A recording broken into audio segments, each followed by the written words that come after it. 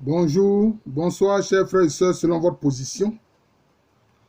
Nous poursuivons la série de vidéos sur les relations, les rapports entre l'Ashanti et le littoral de la Côte de l'Or. Alors, je crois que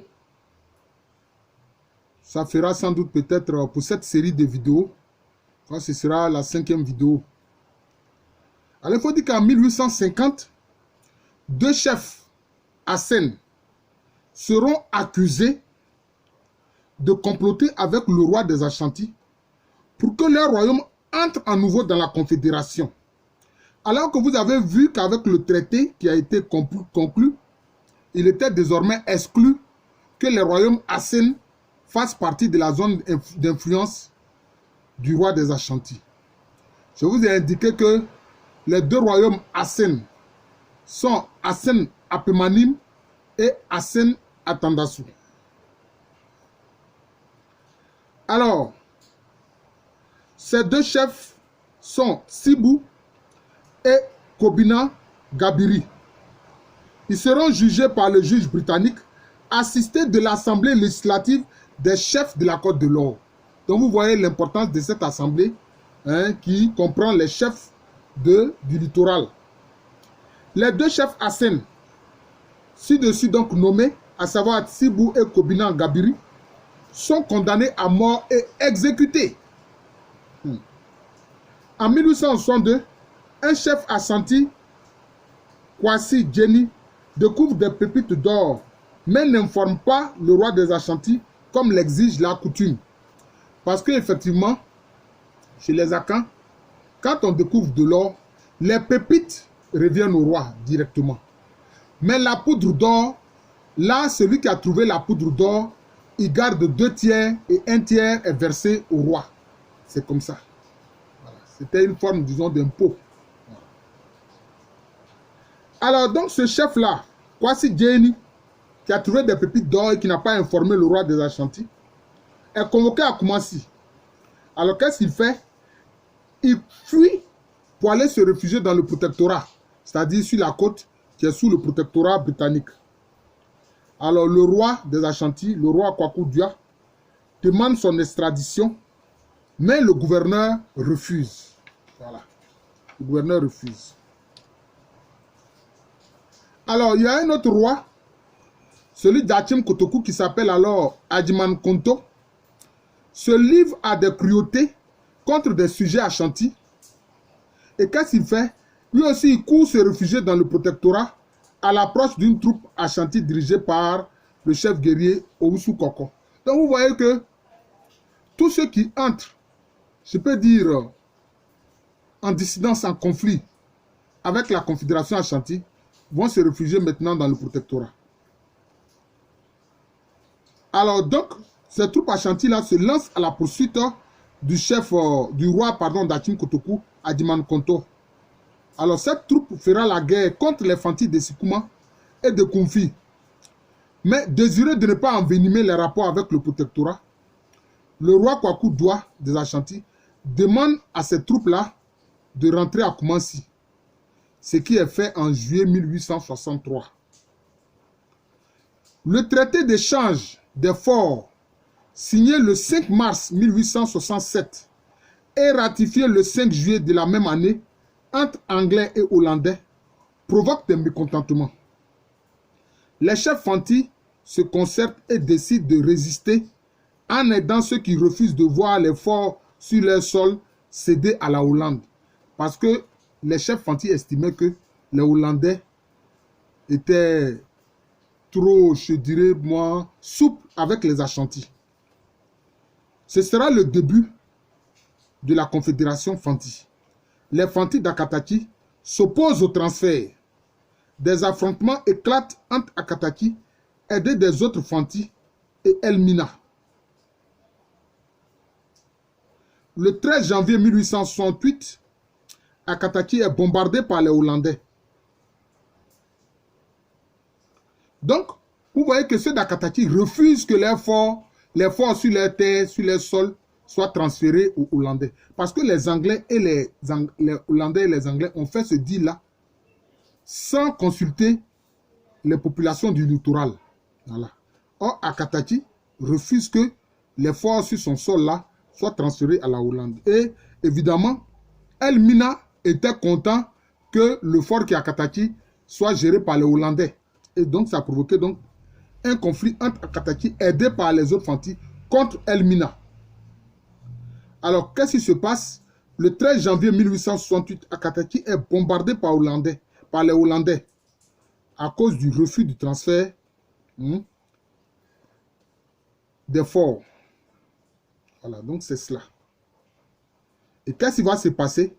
Les Fanti reprennent, n'est-ce pas, le blocus contre Elmina. Les chefferies du littoral, comme on le voit, savaient où étaient leurs intérêts et ne roulaient pas pour les Anglais. Elles appréciaient l'aide britannique contre les Ashantis, mais n'entendaient pas pour autant subir la politique de la couronne britannique. Voilà. Les chefs du littoral se voulaient des alliés et non des subordonnés des Anglais. Et ça, c'est très important ce que je dis là.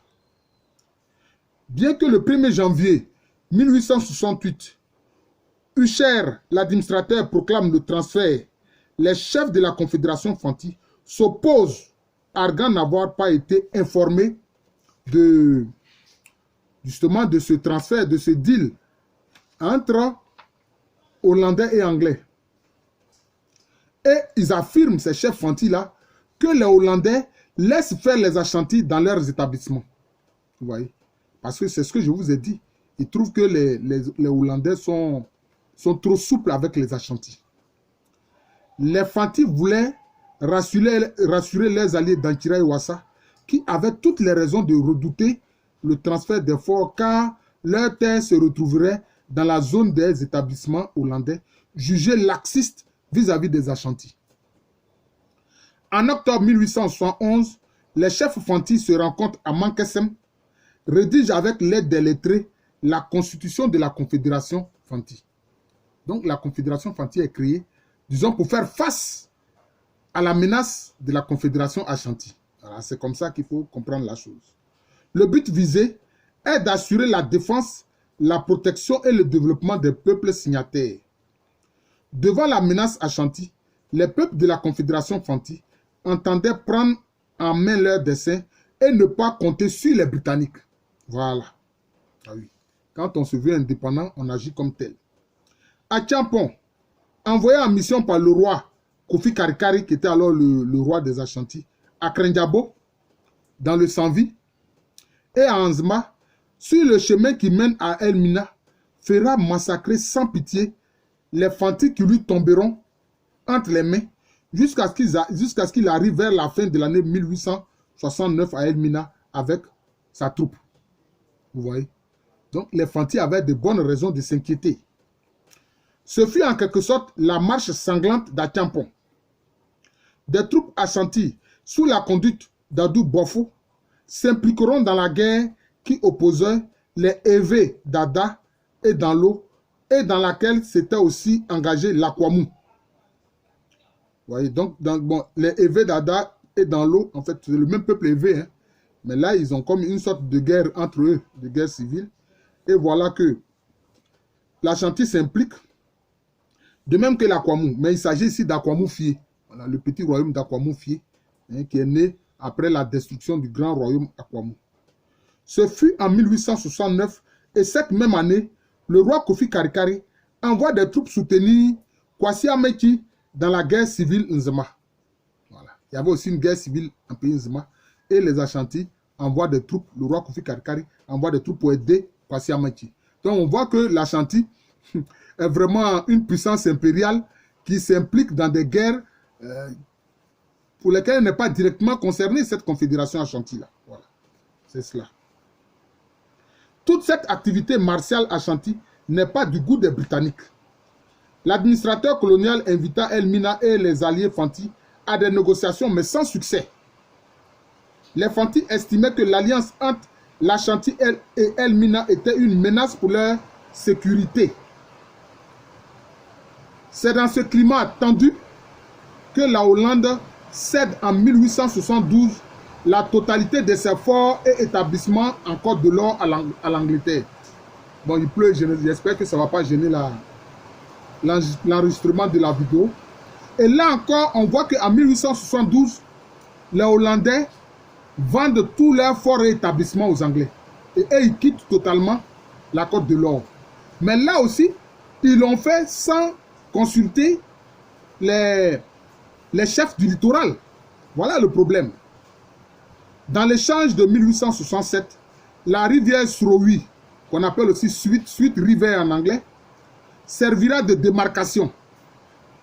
Les Hollandais céderont Mori, Cormatin, Appam et Accra à l'est de la rivière Srowi contre les forts Apollonia, Dieskov, Sekondi et Komenda. Le roi Kofi Karikari protestera de même que le chef d'Elmina, qui était alors Kobina et Djan, contre le transfert du fort Saint-Georges de la mine. Voilà, c'est-à-dire que maintenant, à partir de 1872, même le fort d'Elmina va être désormais géré par les Anglais. Ce que les Ashantis n'appréciaient pas, puisqu'ils ont vu l'hostilité des Britanniques à leur endroit. Et ce que aussi ceux d'Elmina, la chefferie d'Edena, n'appréciaient pas. Parce qu'eux, ils s'entendaient très bien avec les Hollandais. Voilà. Mais le colonel hollandais Nat Glass répond que la rente qui était versée à la Santéenne, donc au roi des Ashantis, n'était pas un tribut, mais un encouragement au commerce. Voilà. Mais on va voir que cela va avoir des conséquences. Parce que le roi Kofi Karikari va s'opposer à ce que le fort d'Elmina soit transféré aux Anglais. Voilà. Bien que les Hollandais répondent que s'ils versaient une coutume, c'est-à-dire une rente au roi des Ashantis, c'était simplement pour l'amener, pour l'encourager à permettre que les commerçants Ashantis viennent commercer justement à Elmina. Donc je m'arrête là.